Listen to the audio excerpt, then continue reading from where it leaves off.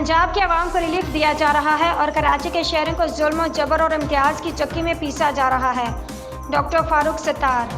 Fuel adjustment के नाम पर बाकी डिस्पोज के लिए 31 पैसे कमी की गई और कराची के बिलों में 5 रुपये इजाफा कर दिया गया कि इलेक्ट्रिक कराची वालों से पहले 1.5 रुपये इजाफी सरचार्ज और 3.25 रुपये गर्दिशी कर्जों के मद में गैर कानूनी वसूल कर रहा है।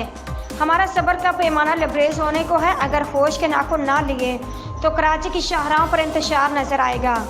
एमक्यूएम पाकिस्तान की कोशिशों से आज हैदराबाद में कायम होने वाली यूनिवर्सिटी में दाखिले शुरू हो गए हैं। सैयद अमीनुल हक। एमक्यूएम पाकिस्तान हाउस में सीनियर रहनुमा डॉक्टर फारूक सत्तार की सैयद अमीनुल हक और दिगर अरकान असम्बली के हमरा पुरहुजूम प्रेस कॉन्फ्रेंस से खिताब।